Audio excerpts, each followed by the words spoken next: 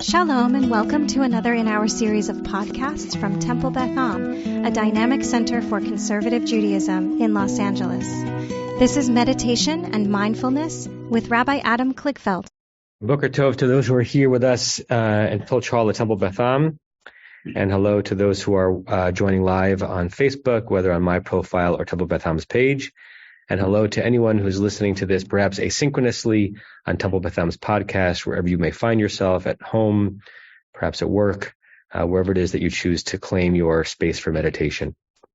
Here we are, Friday morning, an opportunity to begin to get ready for Shabbat, to whether we've davened already this morning or not, to claim some moments that are just for us and for soul and for spirit, and to restore ourselves to our body and restore ourselves to our breathing. The focus of the meditation today is going to be on the machloket, the disagreement amongst the sages over centuries on the significance of the broken vav in the word shalom that is described as to what Pinchas is given after his act of zealotry at the end of last week's parsha. He has an act of zealotry that interrupts a terrible licentious plague in Israel between them and the Midianites. And the Torah says he's given a brit shalom, a covenant of peace. And for centuries, people have wondered, did Pinchas get what he deserved, or did he get what he needed? If he got what he deserved, it suggests that he was already a peaceful man, that when you do violence in the name of something holy, that can count as a peaceful action. Some people look at the broken vav in the word shalom when a scribe writes that the vav is interrupted to suggest that the Torah is hinting at us that Pinchas was not yet a man of peace. He did something perhaps important, and in the biblical realm that had to happen, and God rewards Pinchas, but perhaps as a message to us throughout the centuries that what Pinchas really got is what he needed, not what he deserved. He needed to have more peace in his heart. He needed to be a person of shalom, and he wasn't yet. And it's a backhanded praise of Pinchas. So we're going to go into that a little bit, mostly in terms of how we hold ourselves with others, and whether we offer people only what we think they have earned or deserved, or more what we know that they need. With that in mind, I invite you to close your eyes.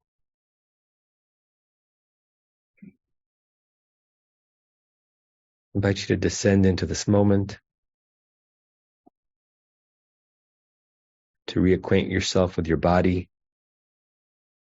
which may sound odd, but we are often very unacquainted with our body.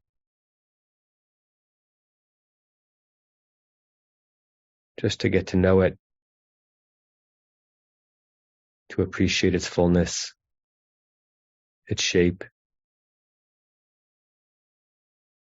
and be very present in this moment as we aim for poised rest.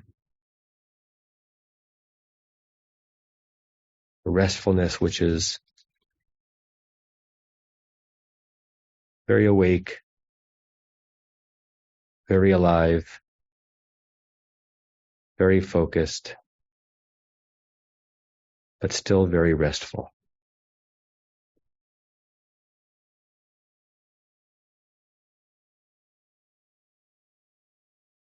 And do a breathing exercise that helps us get to the point where we're breathing at the pace that we should.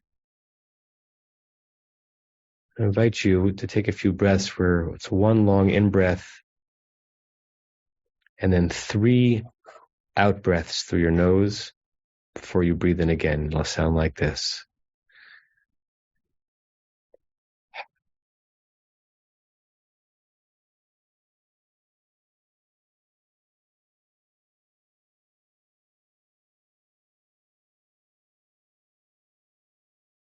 Better do 10 breaths like that. 1 long breath in through your nose and 3 short out breaths with your mouth before you go back to the in-breath.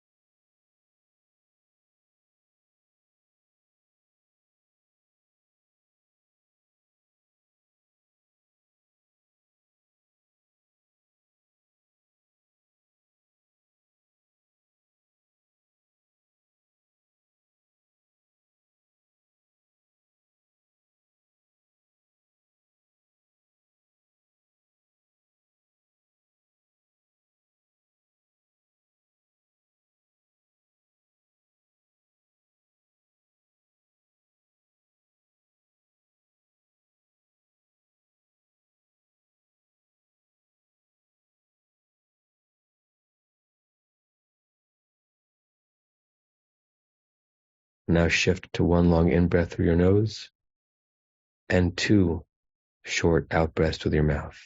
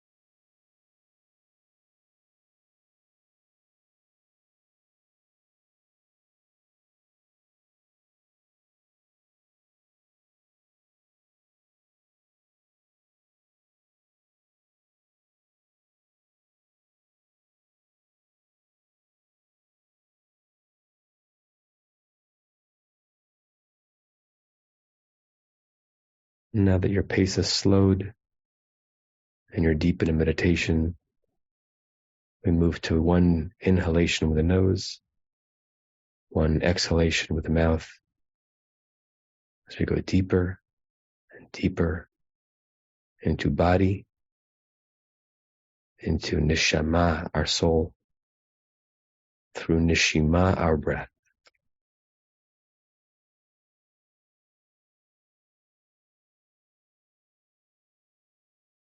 Breathe as if your nostrils were in your belly, so that you're taking in air not just from the top of your lungs, but from deep inside your body.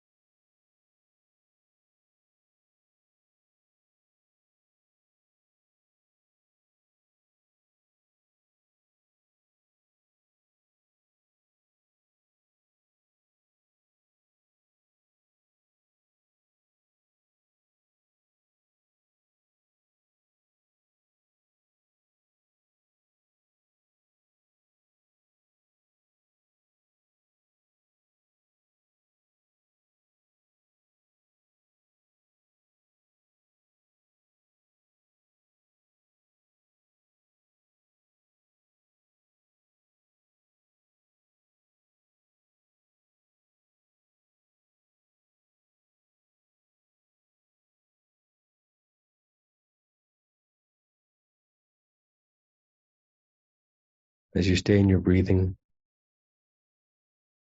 pushing everything unnecessary to the periphery of your consciousness. When a thought comes in that you didn't beckon, just notice it and release it. Continuously claiming this space you have carved in spaces and time for only that which you wish for. And if you like, you can allow the following idea to reverberate. Do we and ought we give people what they have earned or what they need, what they deserve, or what they require? Can you conjure the image of a face of someone whom you recently gave only what they had earned? And what it would be like in that moment and between you if instead you got them what they needed. Are we more like God or less like God when we only offer what has been earned? Are we more like God or less like God when we witness what someone is lacking and provide it?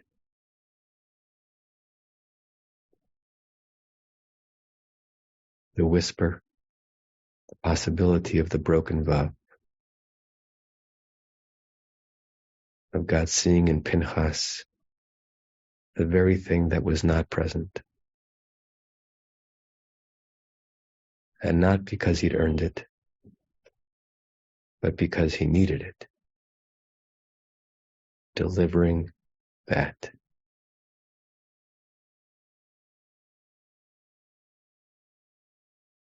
That is the highest form of chesed, of seeing someone, of relationship, of intimacy. Give to your beloveds what they require,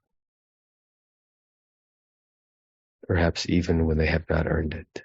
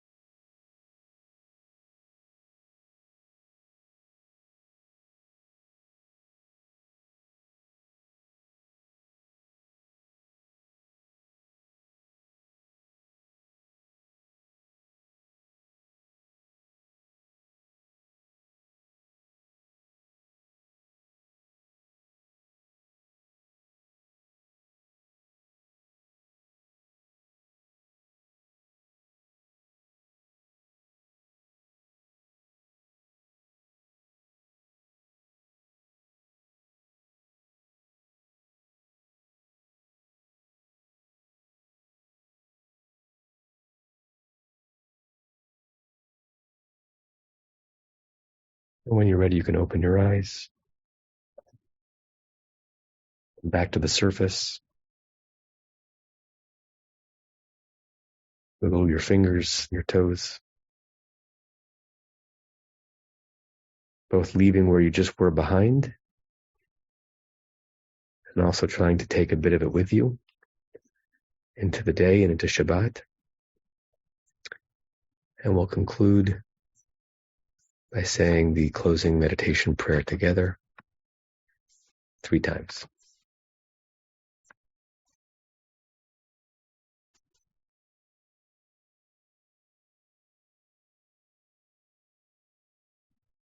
May we and all beings have happiness and the causes of happiness.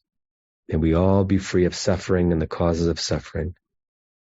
May we all experience true happiness that has no taint of suffering. May we live in great equanimity, free from burdening attachment to loved ones and contempt for others, but rather with compassion for all. May we and all beings have happiness and the causes of happiness. May we all be free of suffering and the causes of suffering. May we all experience true happiness that has no taint of suffering. May we live in great equanimity, free from burdening attachment to loved ones and contempt for others, but rather with compassion for all. May we and all beings have happiness and the causes of happiness. May we all be free of suffering and the causes of suffering. May we all experience true happiness that has no taint of suffering. May we live in great equanimity, free from burdening attachment to loved ones and contempt for others, but rather with compassion for all. And I say to everyone here in the room and here on Facebook and anyone listening in the podcast, whenever you're listening, Shalom. And if it's a Friday for you, Shabbat Shalom and Namaste. See you soon. You have been listening to another in our series of podcasts from Temple Beth Am, a dynamic center for conservative Judaism in Los Angeles.